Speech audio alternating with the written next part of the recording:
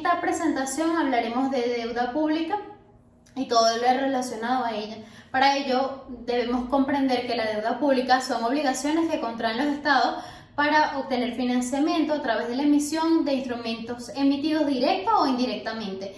Entonces podemos decir que esto es una herramienta para solventar o subsanar un déficit público. La deuda pública compromete a un estado al corto, mediano o largo plazo de acuerdo a cómo se establezca el compromiso ineludible.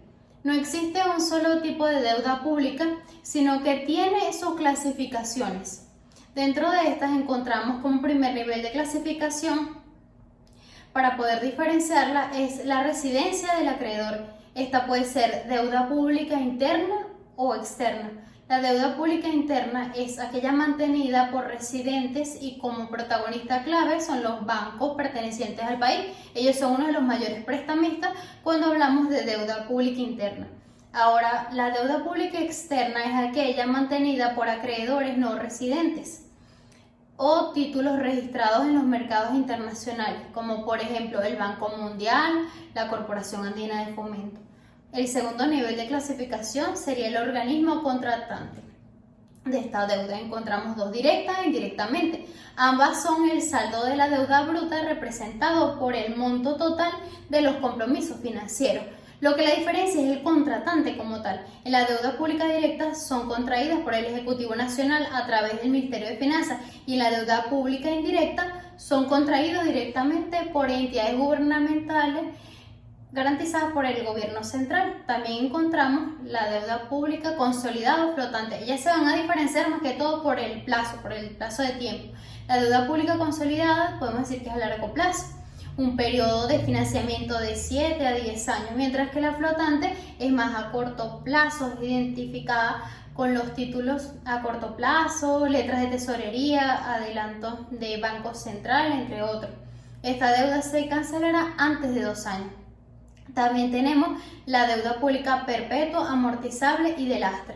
La deuda pública perpetua son un tipo de deuda que su condición es pagar siempre los intereses, pero el capital es libre, es decir, no tiene una obligación de ser amortizada y se puede reembolsar sin un compromiso restrictivo o cuando el Estado lo decida. La deuda amortizable es el caso en el que el Estado se obliga al reembolso del capital y al pago de los intereses con diferencia en los términos de duración y planes de amortización. La deuda lastre es un tipo de obligación que incurre el Estado que no aumenta la capacidad productiva, por ejemplo, los gastos de una guerra. La deuda pública activa y pasiva también es otra clasificación. La deuda pública activa es aquella en que se incurre como consecuencia de empresas estatales o gastos que tiendan a directa o indirectamente a aumentar la productividad de la comunidad. La deuda pública pasiva es aquella que se incurre a consecuencia de ciertos gastos que, aun cuando proporcionan una utilidad a la comunidad, no produce por sí mismo un tipo de ingreso monetario, no aumenta la eficacia ni el capital. Por ejemplo, la construcción de parques, sales de juego. Como vemos, existe una amplia clasificación de la deuda pública en la que se resaltan de cada una de estas el origen, el tiempo en que se invierte, cómo han de pagarse, todo esto con el fin de definir el tipo o los tipos de deudas que adquiere el Estado y qué tan sana puede ser o resultar para su economía. Ahora, ¿en qué se basan los estados para adquirir este tipo de compromisos con otros? Pues la respuesta es la confianza que tengan frente a otros para la emisión y colocación de títulos de un empréstito público. También hay que analizar las formas y tipos de colocación. Está la colocación por banqueros, que el Estado conviene con uno más bancos, la colocación de los títulos en plaza financiera. El banco en este caso funciona como intermediario o puede hacerlo de forma directa. La colocación por suscripción pública, el Estado coloca directamente los títulos a los inversionistas. Está también la colocación por bolsa de valores, que se coloca el empréstito en los mercados donde se compran y se venden títulos. Está la colocación mediante licitación. Este sistema es habitualmente aplicado para la colocación de letras de tesorería y serán adjudicadas según las ofertas más favorables para el Estado. Otra forma de financiamiento es la conversión de deuda pública a inversión a través de la inversión de títulos valores de la creación de algún proyecto y ofrecer las acciones de este proyecto en forma de alguna oportunidad para un inversionista. Esto para el deudor es una ventaja para reducir el monto para pagar sin ingreso de divisa. Además, representa para el Estado el ingreso de inversión que anteriormente era una deuda. También mejora la imagen pública y por ende la confianza. Para el inversionista es una oportunidad de obtener moneda local con un descuento. También si los dividendos netos son mayores que los intereses del préstamo original o sus repagos son de corto término, es un beneficio bastante significativo para el inversionista. Y para el acreedor representa una forma en la que se deshace definitivamente un activo cuyo valor es incierto en el tiempo.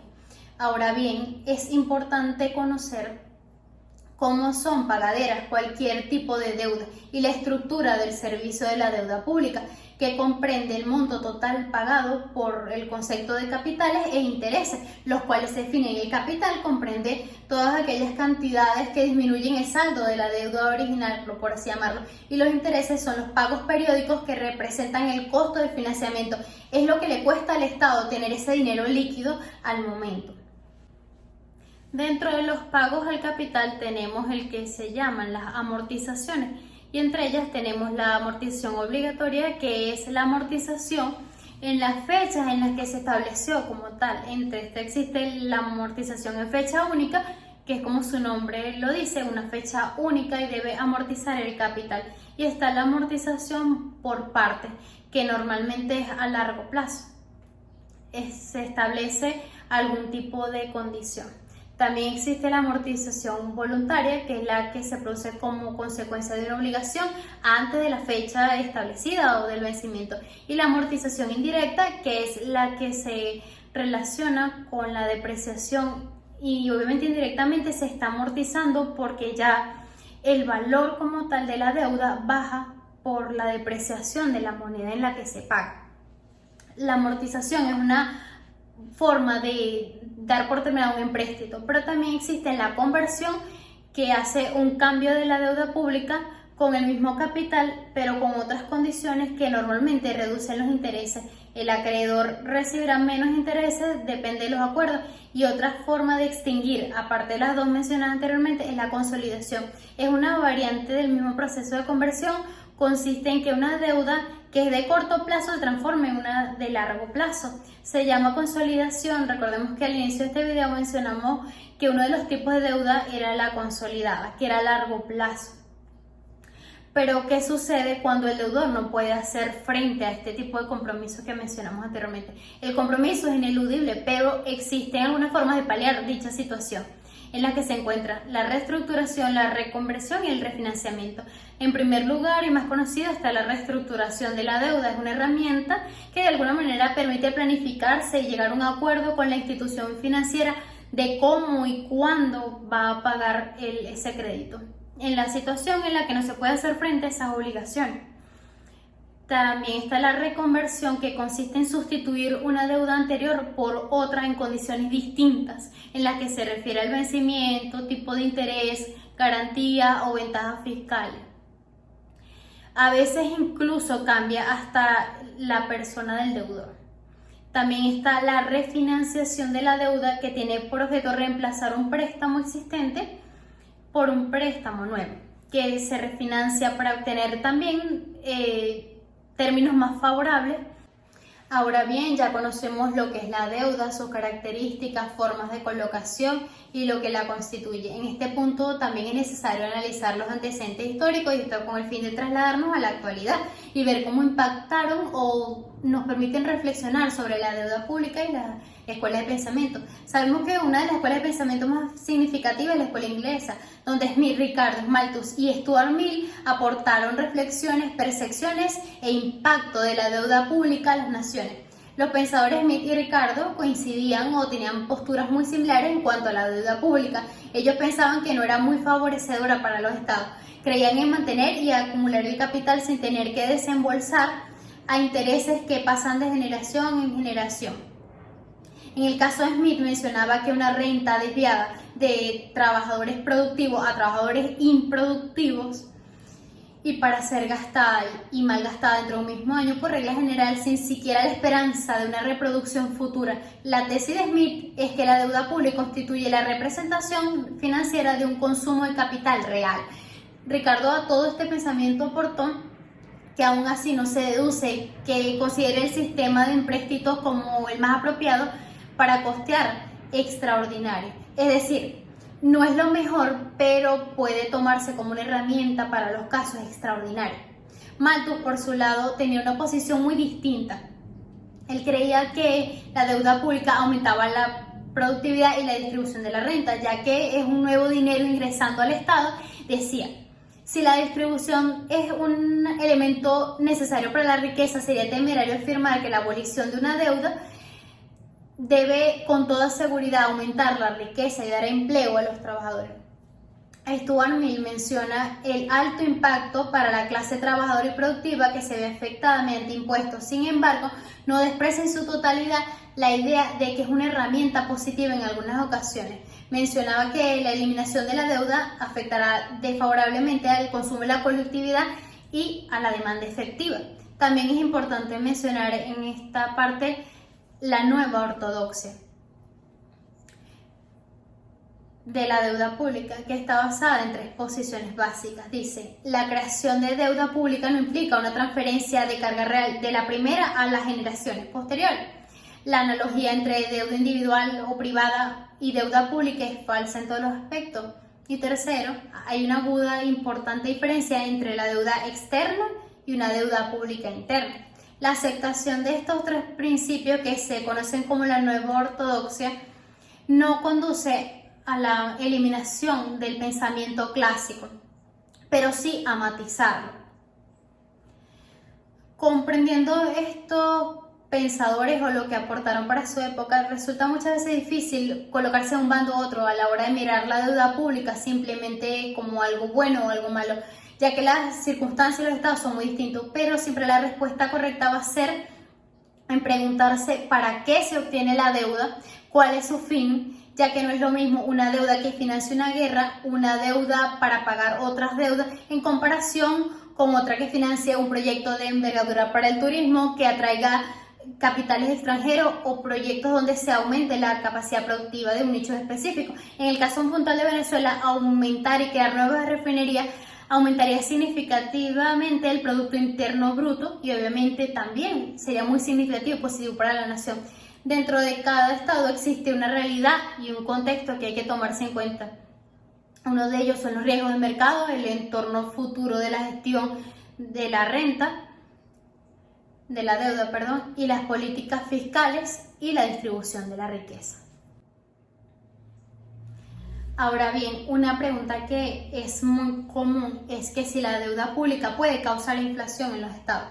Se cree que el exceso de la deuda pública es una carga muy pesada para el estado, lo que lleva a los estados a imprimir papel moneda para hacer frente a los intereses de la deuda. Pero esto no es del todo real en todos los casos, ya que existen formas de hacer frente a un déficit que no altera la estabilidad de los precios, mientras se pueda compensar el aumento de la corriente de ingresos monetarios con un aumento equivalente de ingresos reales, es decir, que el poder adquisitivo no se vea afectado, no sea que se vea mucho dinero, pero que no se pueda comprar nada. Eso es lo que realmente afecta a la hora de la deuda pública y la inflación en los estados. Ahora, el exceso de deuda pública puede afectar a la expansión económica de los países, tocando la acumulación de capitales, aumento de impuestos, disminuyendo el ahorro público y no permitiendo jugar con la economía a favor de las situaciones como, por ejemplo, contracción en tiempo de bonanza, expansión en tiempo de recesión. En todos los estados existe un marco regulatorio y, por supuesto, Venezuela no es la excepción.